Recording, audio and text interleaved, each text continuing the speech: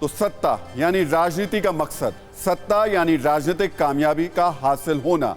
आज हम सत्ता की यह कहानी आपको सबसे पहले दो तस्वीरों के जरिए बताना चाहते हैं। एक तरफ महाराष्ट्र की तस्वीर है, जहां बीजेपी ने शिवसेना के एकनाथ शिंदे गुट के साथ मिलकर सरकार बनाई है। आज एकनाथ शिंदे कैबिनेट का विस्तार हुआ, 18 नए मंत्री बने, इनमें से बीजेपी के 9 मंत्री हैं। यानी चंद महीने पहले तक महाराष्ट्र में जो बीजेपी विपक्ष में थी, आज उसने महाराष्ट्र की सत्ता में अपनी पकड़ और मजबूत कर ली है। दूसरी तरफ दूसरी तस्वीर बिहार की है। बिहार की सियासी तस्वीर कुछ ऐसी बदली कि आज सुबह तक सत्ता में रही बीजेपी अब विपक्ष में है। आज सुबह तक बीजेपी के भरोसेमंद साथी रहे नीतीश कुमार अब बीजेपी के राजनीतिक दुश्मन हैं।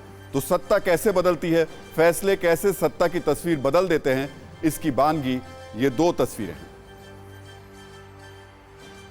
तो आज सुबह से शाम होते होते बिहार की सियासत पूरी तरह बदल गई। सुबह बिहार में एनडीए की सरकार थी, लेकिन शाम होते होते नई सरकार के शपथ ग्रहण की तैयारियां शुरू हो गई हैं। हाँ, ये बात अलग है कि बिहार में नई सरकार के मुखिया भी नीतीश कुमार होंगे, लेकिन सरकार के दूसरे चेहरे बदल जाएंगे, गठबंधन बदल जाएगा। आज बिहार में जेडीयू और बीजेपी के बीच गठबंधन 5 साल बाद फिर टूट गया। आज दिन भर बिहार में राजनीति कैसे बदली, सबसे पहले हम आपको उसका अपडेट दे देते हैं। आज सुबह करीब 11 बजे पटना में जेडीयू नेताओं की बैठक शुरू हुई। बैठक में नीतीश कुमार ने विधायकों और सांसदों से बीजेपी के साथ गठबंधन पर राय जानी। बैठक में नीतीश सरकार को गिराने की बीजेपी की कथित साजिश के सबूत भी पेश किए गए। नेताओं के साथ बैठक के बाद दोपहर 1:15 के करीब जेडीयू ने बीजेपी के साथ गठबंधन तोड़ने का ऐलान कर दिया। जेडीयू नेताओं ने बीजेपी पर पार्टी को कमजोर करने का आरोप लगाया। शाम 4 बजे नीतीश कुमार राजभवन पहुंचे और राज्यपाल को इस्तीफा सौंप दिया। राजभवन से निकलने के बाद शाम 4:30 बजे के करीब नीतीश कुमार राबड़ी देवी के घर पहुंचे। यहां नीतीश कुमार की तेजस्वी यादव से मुलाकात हुई और नई सरकार पर बात हुई। शाम 5 बजे राबड़ी आवास पर ही नीतीश कुमार को महागठबंधन का नेता चुन लिया गया। आरजेडी, जेडीयू और कांग्रेस विधायकों ने नीतीश को गठबंधन का नेता चुना। महागठबंधन का नेता चुने जाने के बाद नीतीश शाम 5:20 पर फिर राजभवन पहुंचे। इस बार नीतीश के साथ तेजस्वी और कांग्रेस विधायक दल के नेता भी थे। यहां नीतीश ने राज्यपाल को समर्थक विधायकों की लिस्ट सौंपी और सरकार बनाने का दावा कर दिया।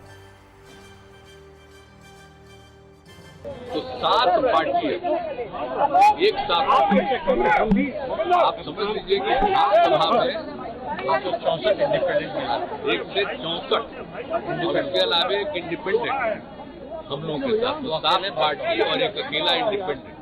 और हम लोग जो उधर थे उनसे हम लोगों ने रास्ता आज समाप्त कर लिया और हम लोग एक साथ मिल करके हम 7 पार्टियों हैं, जो हम लोगों का महागठबंधन है, हम मिल करके आगे काम करेंगे, सेवा करेंगे।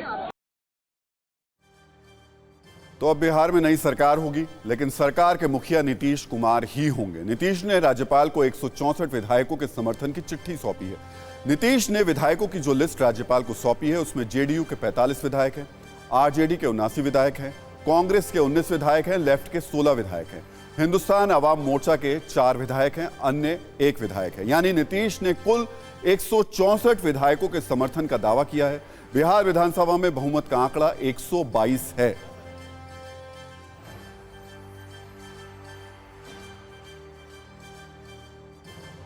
तो बीजेपी ने हमें कमजोर करने की कोशिश की, बीजेपी ने हमें अपमानित किया। बीजेपी से गठबंधन तोड़ने के लिए नीतीश कुमार ने यही वजह बताई है। राजनीति में ये आरोप पहले भी लगते रहे हैं। ये वो आरोप हैं जो साथ छोड़ने के लिए हर पार्टी एक दूसरे पर लगाती है। इन आरोपों का बीजेपी नेता शायराना अंदाज में अब जवाब दे रहे हैं। जब नाश मनुष्य पर छाता है, पहले विवेक मर जाता है। और मैंने कहा था कि बीजेपी बिहार के लिए सब कुछ, बिहार के विकास के लिए हमने कुर्बानी दी है। मैं बिहार जा रहा हूं, पार्टी नेतृत्व की तरफ से ही इस पे बयान आएगा। अभी मुझे इस पर कोई टिप्पणी नहीं करनी। हम सिर्फ अपनी पार्टी को मजबूत करते हैं, हम किसी को कमजोर नहीं करते। तो ये करीब करीब तय है कि बिहार की नई सरकार में आरजेडी नेता तेजस्वी यादव की भूमिका काफी महत्वपूर्ण और अहम होगी। नीतीश कुमार राजभवन से निकलने के बाद सीधे राबड़ी देवी के घर पर पहुंचे। राबड़ी देवी के घर पर नीतीश ने तेजस्वी से कहा कि 2017 में जो हुआ उसे अब भूल जाएं। नीतीश ने तेजस्वी से कहा कि अब समय नए अध्याय की शुरुआत करने का है। यानी आज नीतीश के लिए तेजस्वी सबसे करीबी और भरोसेमंद सहयोगी हैं। यहां हम आपको 27 नवंबर 2020 में बिहार विधानसभा में नीतीश का एक बयान जरूर सुनाना चाहेंगे।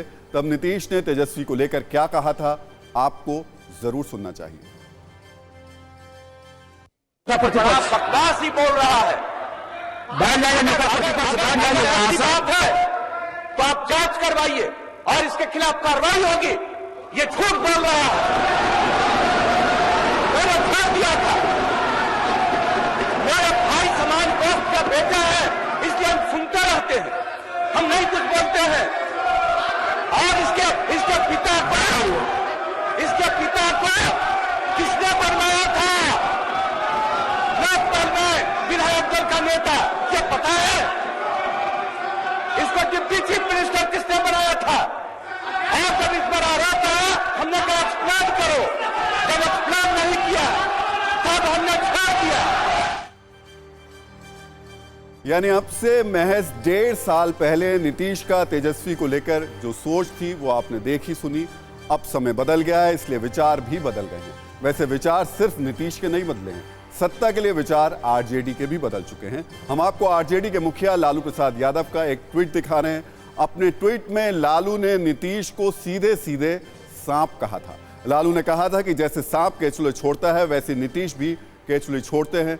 हर 2 साल में सांप की तरह नया चमड़ा वो धारण कर लेते हैं। लालू ने ट्वीट के आखिर में सवाल पूछा था कि क्या किसी को शक है। शायद तब लालू को ही नीतीश के दोबारा राजनीतिक यूटर्न लेने पर शक रहा होगा। अगर ऐसा नहीं होता तो शायद लालू समय का इंतजार करते और नीतीश के लौटने का इंतजार करते। आज नीतीश फिर लालू यादव के राजनीतिक गठबंधन में लौट आए हैं और लालू का ट्वीट आरजेडी के लिए थोड़ी शर्मिंदगी खड़ी कर रहा है।